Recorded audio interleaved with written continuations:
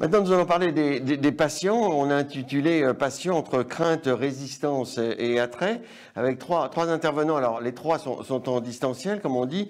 Ella Gariani, qui est directrice des projets à la délégation numérique en santé, en charge de la feuille de route du numérique en santé. Ama Kwevi, qui est directeur de l'Institut français de l'expérience patient, et Gérard Raymond, président de France Assos Santé. Alors, est-ce que les patients sont partants? Est-ce qu'ils ont des craintes? Alors, la délégation du numérique en santé a fait en 2019 un tour de France des ateliers citoyens pour comprendre la relation des Français avec le numérique en santé. Alors, Ella Gariani, vous allez nous en dire deux mots. Il y a des craintes, mais il y a aussi un certain enthousiasme. On vous écoute et puis après, on verra comment réagissent Ama Kwevi et Gérard Raymond. Oui, j'espère que vous m'entendez bien.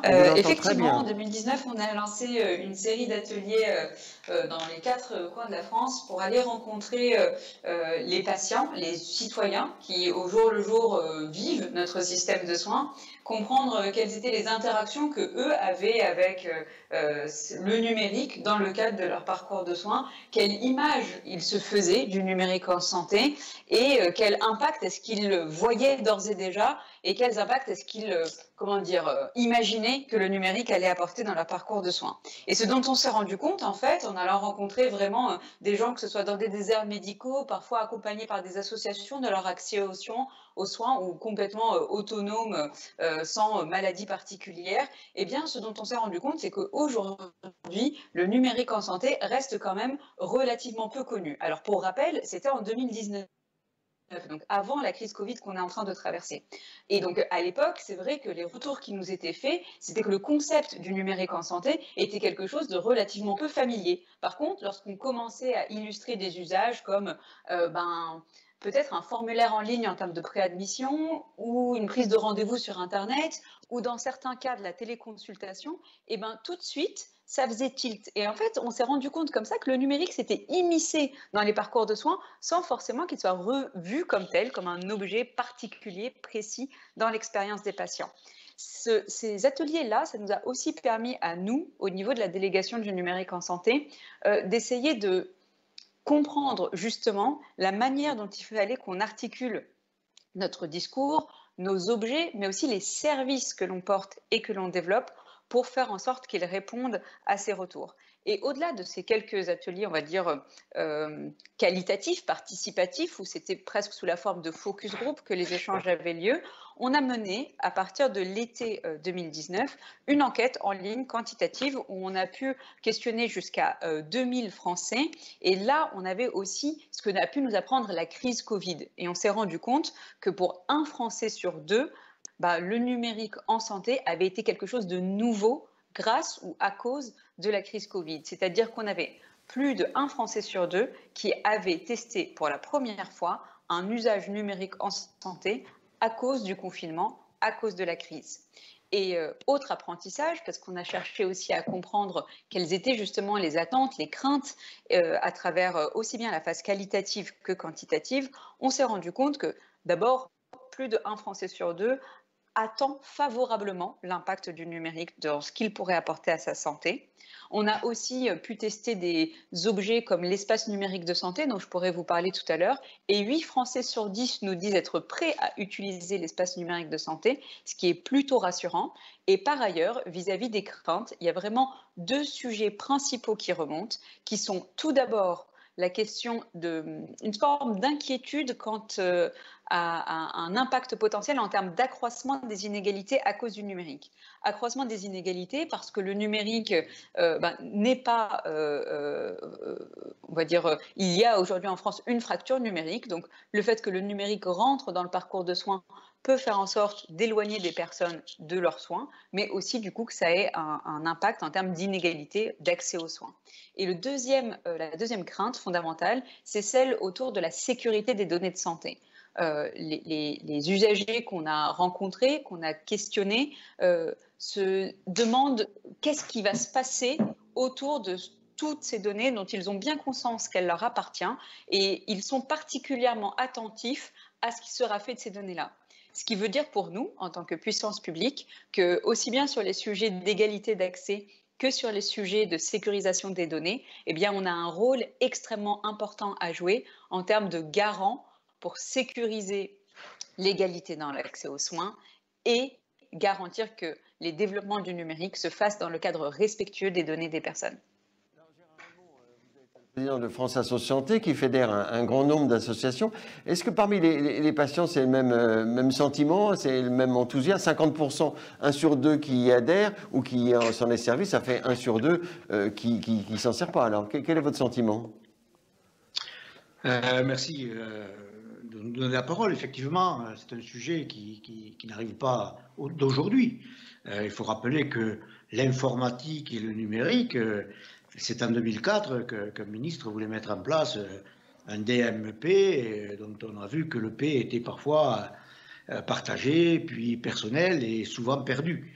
Et donc il faut se féliciter qu'effectivement, depuis maintenant 2 ans, un département du numérique en santé a parfaitement compris qu'il fallait réorganiser le développement tout à fait anarchique qui avait eu lieu ces dernières années et qu'il fallait véritablement avoir du sens et un but. Et surtout, faire participer les usagers de la santé ou les structures représentatives de ces usagers de la santé à la co-construction et à l'explication, à la vulgarisation d'un message pour qu'effectivement chacun comprenne ce que pouvait apporter aujourd'hui le numérique dans le domaine de la santé, dans l'amélioration de son propre cas, mais aussi de l'amélioration du système de santé en général. Et ce travail-là est en cours aujourd'hui. Cela, effectivement, anime le débat au sein des structures associatives, qu'elles soient thématiques, mais aussi collectives, comme celle que je représente aujourd'hui. Et on voit bien qu'effectivement, les remontées de ces ateliers citoyens qui ont eu lieu en 2019 se concrétisent par aussi nos débats que nous pouvons avoir dans nos associations. Donc, effectivement, un point important, c'est la crainte de la sécurisation des données de santé. C'est ce qu'on a pu appeler le flicage, etc. Et ça, c'est important pour nous, de pouvoir sécuriser ces données de santé et de pouvoir en faire le meilleur et non pas le pire. Et ensuite, est apparu aussi le problème, et apparaît toujours le problème, de la fracture numérique, c'est-à-dire des personnes qui ne peuvent pas avoir accès à ces nouveaux outils. Et donc ça, c'est quand même extrêmement important. Et c'est toujours, pour nous, un point de vigilance dans la participation à la co-construction, pas à pas, de cette maison présentée par Laura Le Tourneau, auquel nous avons adhéré, même avec des débats, mais auquel nous voulons effectivement construire l'ensemble des pièces de cette maison, et puis surtout les pièces, mais surtout les passages, les couloirs et les voies de passage et de croisement de ces pièces-là, parce que nous considérons qu'effectivement, il ne faut pas retravailler sur des cloisons telles que notre système est aujourd'hui conçu. Mais Gérard Raymond, alors apparemment, vous êtes main dans la main. Vous êtes main dans la main avec les pouvoirs publics. Est-ce qu'il y a vraiment un faisceau d'énergie ou est-ce que vraiment on va avancer? Et est-ce qu'il y a plutôt des craintes ou un attrait des patients? Est-ce qu'il y a des leviers qui pourraient améliorer les choses? Ce n'est pas parce que nous sommes main dans la main. D'abord, je ne pense pas qu'on soit main dans la main, mais on est face à face. Et c'est parce que nous sommes face à face que nous pouvons nous dire certaines choses, nos craintes, nos vigilances, et y apporter tout de suite, ou tenter d'y apporter des remèdes. Et au fil de pas à pas, nous avançons comme ça. Mais ce n'est pas parce que effectivement nous sommes, je veux le dire, peut-être à une co-construction de ce système-là, que nous ne sommes pas vigilants, parfois même contestataires, de certaines initiatives et de pointer les insuffisances ou les craintes que nous pouvons avoir. Donc ça, c'est important. D'un autre part, il est important aussi, et cela a été dit, de vulgariser les messages. Parce que ce qu'il nous faut, c'est faire comprendre à chaque citoyen ce que peut lui apporter le numérique pour lui, mais aussi pour la collectivité. Et le numérique en santé, les données de santé, c'est quelque chose d'assez surréaliste, c'est difficilement concrétisable. Moi, je vous avoue qu'il y a quelques années, quand j'ai appris que mes données de santé étaient dans le cloud, pendant quelques jours, je n'ai pas dormi parce que j'avais peur que le cloud me tombe sur la tête, vous comprenez? Donc, je pense qu'il faut expliquer d'une façon vulgarisée ce que c'est qu'un entrepôt de données de santé, ce que c'est que la pseudonymisation des données de santé, ce que c'est qu'une application numérique qui permet de créer du lien avec les professionnels de santé, etc. La consultation, ce que ça peut être, ce que ça peut apporter. Donc on a évidemment un besoin d'explication auprès de nos concitoyens pour qu'ils s'accaparent cet outil-là. Et par ailleurs, nous pensons que par ce biais-là, nous arriverons aussi à convaincre les professionnels de santé à adopter ces outils. Vous avez abordé l'interopérabilité de l'ensemble des logiciels qui se sont éparpillés ces dernières années d'une façon anarchique. Il est bien évident qu'il faut aussi convaincre les professionnels de santé à adopter ces outils, non pas là aussi pour en faire des fonctionnaires ou pour les surveiller, mais bien plus pour faciliter leur travail et leurs compétences qui sont grandes dans leur métier de soignant.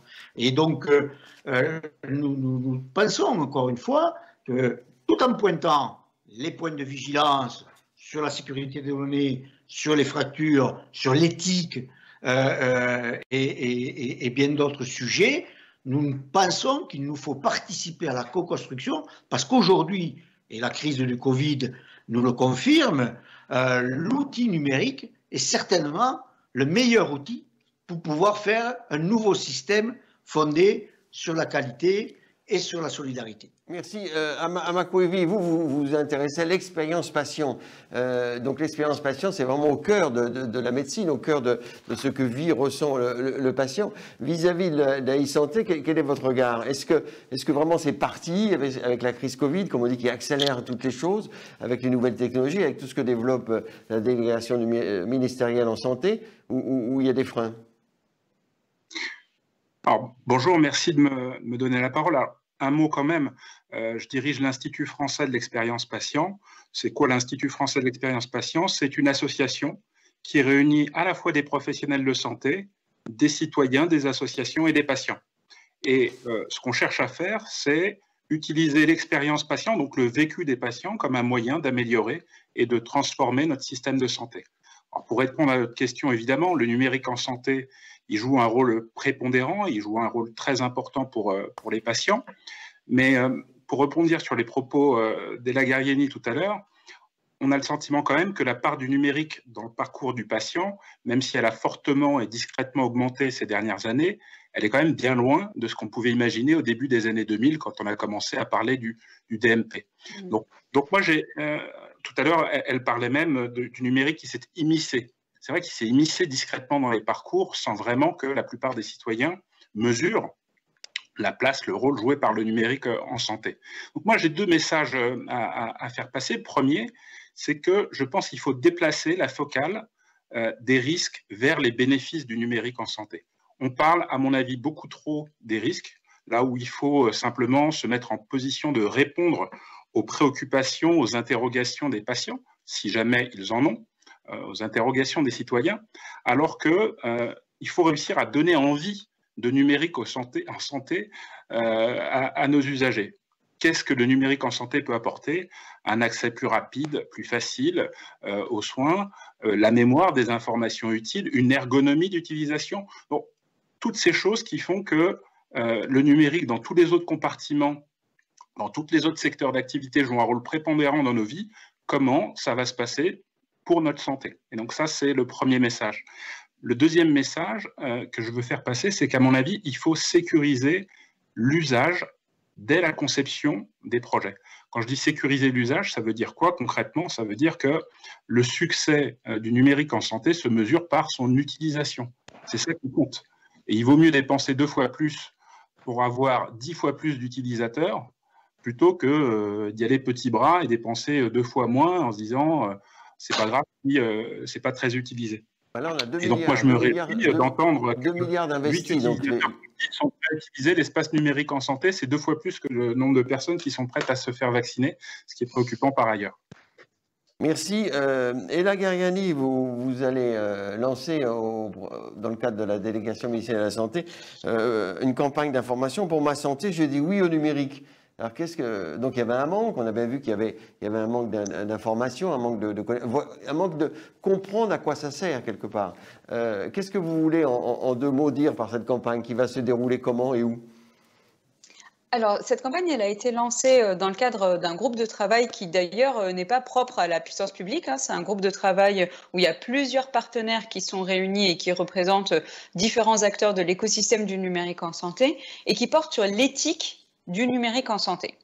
Et pour nous, et Laura en a parlé en introduction, dans le cadre de la vision globale que l'on porte au sein de la délégation du numérique en santé, un des piliers structurants, c'est l'éthique. Notamment pour rassurer par rapport aux craintes et aux inquiétudes dont on a parlé, et pour incarner notre rôle, nous, puissance publique de garant, il est important que l'on construise un cadre éthique pour le déploiement du numérique en santé en France.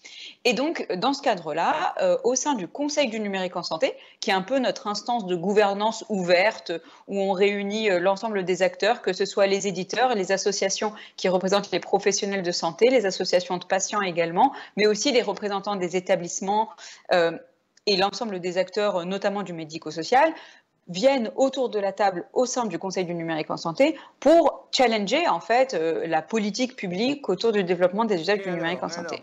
Et donc dans ce cadre-là, oui, pardon, j'arrive à la campagne. Dans ce cadre-là, un des groupes de travail porte précisément sur l'éthique et ils se sont dit mais qu'est-ce qu'on peut faire justement pour faire en sorte que les gens s'approprient plus simplement le numérique en santé et qu'ils prennent conscience de ce que ça veut dire en fait un cadre éthique pour le numérique en santé. Et un des premiers éléments, ça a été il faut vulgariser. Exactement comme le disait Gérard tout à l'heure, il faut pouvoir expliquer. Il faut pouvoir dire simplement le numérique en santé, voilà ce que ça fait.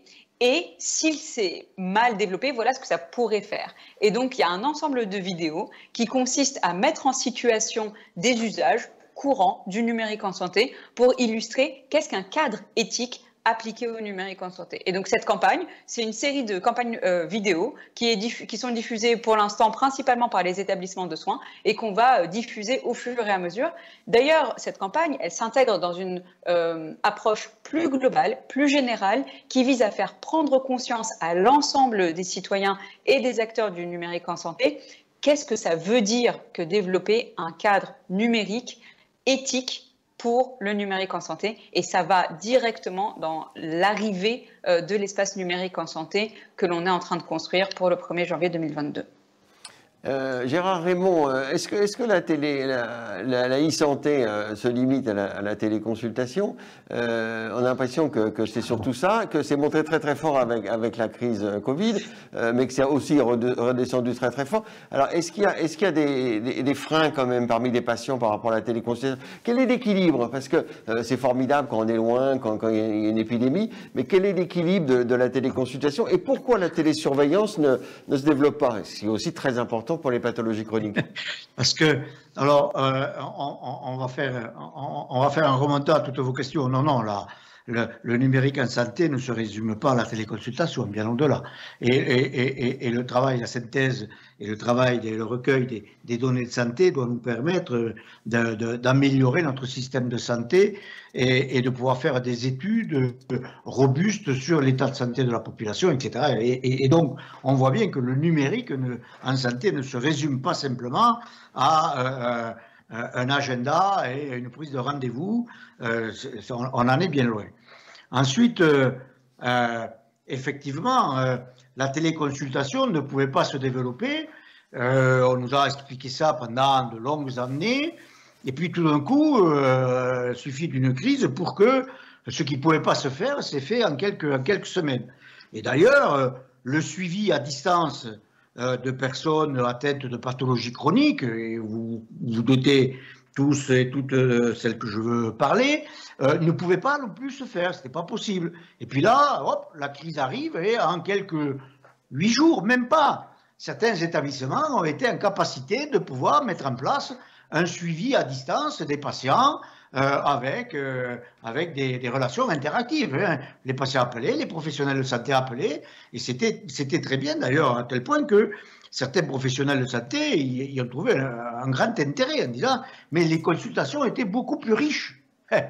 Kenini, oui, bien sûr qu'elles étaient beaucoup plus riches, parce que les patients, ils étaient chez eux. Donc, ils étaient plus enclins à parler, à pouvoir échanger que dans le cabinet de consultation d'un médecin où on est assis sur une petite chaise, voilà. Donc, forcément que c'est intéressant. Alors, Gérard Raymond, on dit que dans les téléconsultations, le patient parle beaucoup plus que dans une consultation présentielle. Vous confirmez? Oui, oui, mais c'est ce que je suis en train de dire, oui. Il parle beaucoup plus parce qu'il est chez lui. Il est donc, il joue sur son terrain, mon cher ami, et donc il joue à domicile. Et donc, effectivement, il est plus à l'aise pour pouvoir interroger et échanger avec le médecin qui est un peu plus à distance. Donc, ça rend la consultation, le colloque singulier, ça le rend un peu plus équilibré. Et ça, c'est quand même assez intéressant. J'aimerais bien qu'il y ait des études là-dessus qui montrent combien, effectivement, le dialogue s'introduit dans ce cadre de consultation. Vous me parliez de la télésurveillance. Pourquoi ça ne marche pas? Mais tout simplement parce que c'est le mot surveillance qui fonctionne pas. Encore une fois de plus, vous connaissez nos positions.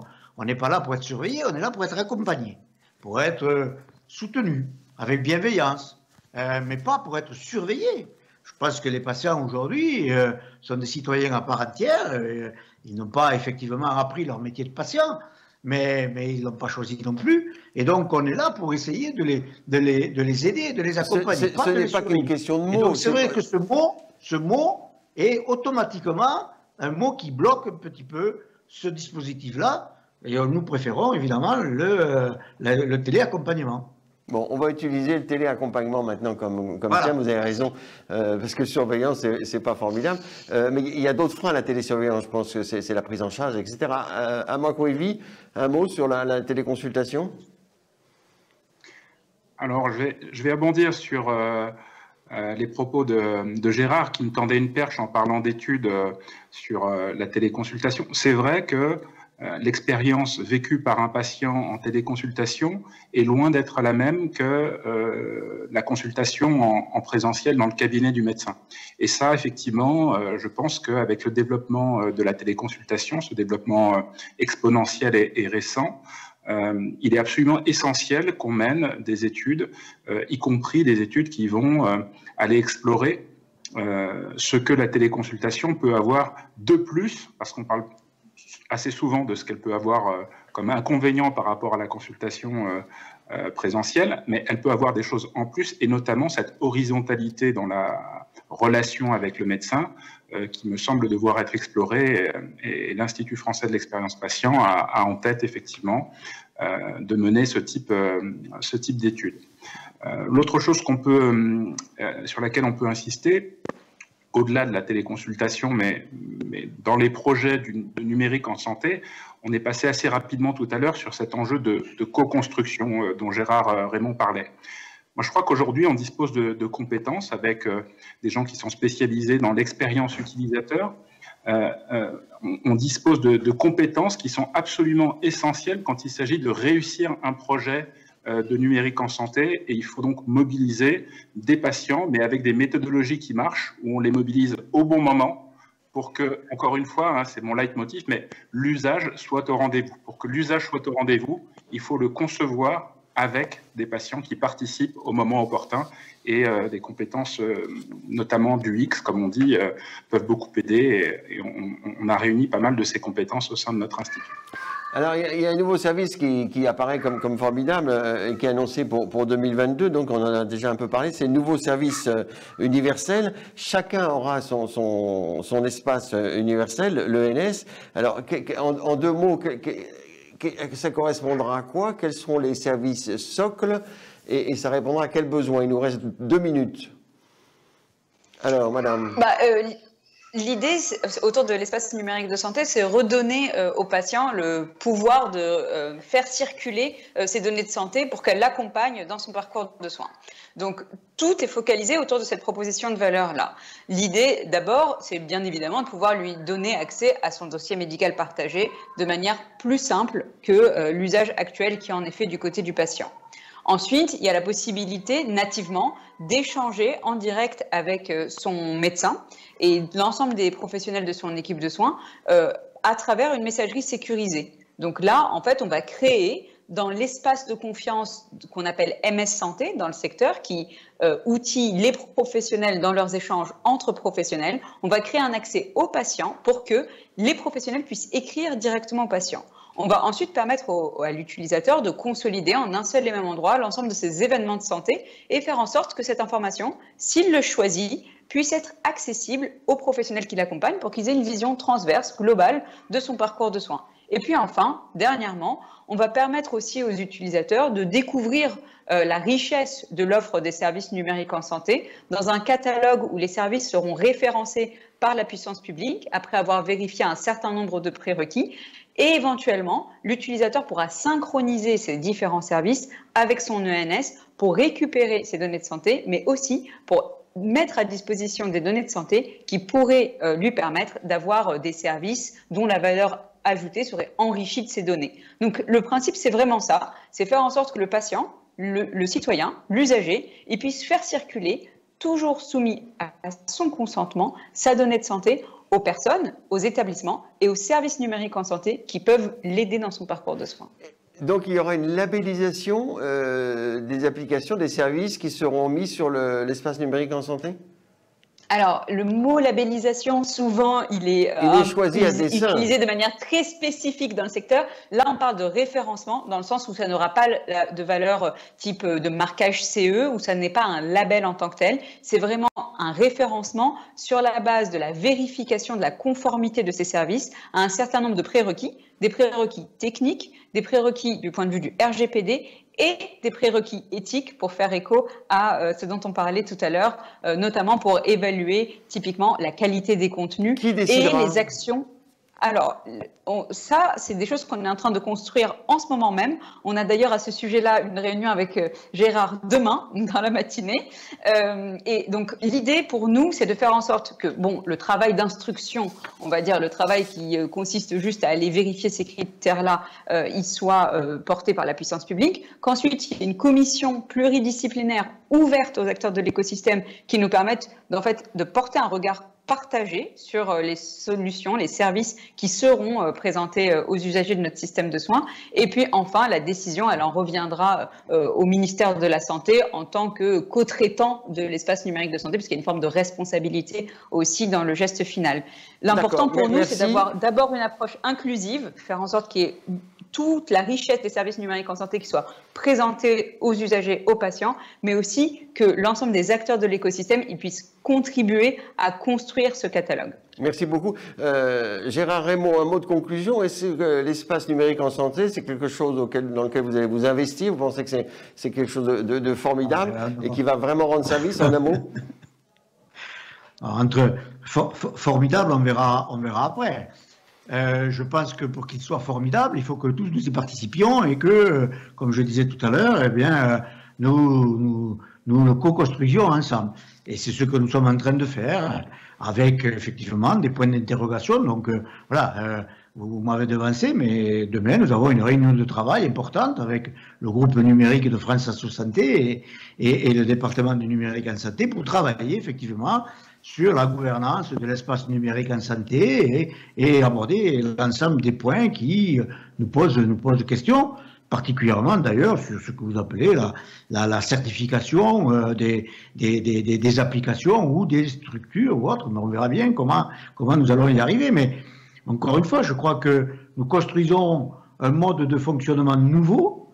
Il faut se féliciter que ceux qui sont aujourd'hui en responsabilité aient compris qu'il fallait associer l'ensemble des acteurs, et pas simplement les acteurs publics, mais aussi les acteurs privés, dans un cadre bien réglementé, ça effectivement par la force publique, et que dans ce cadre-là, chacun doit pouvoir effectivement apporter ses connaissances et tout. Et donc ce travail doit se faire, il doit se faire aussi rapidement parce qu'on n'est pas en avance, mais il doit se faire évidemment avec la confiance de l'ensemble des acteurs. Merci beaucoup madame, merci messieurs. On va passer à la table ronde suivante. Téléconsultation, les assureurs privés ont-ils encore une place? Bonne question.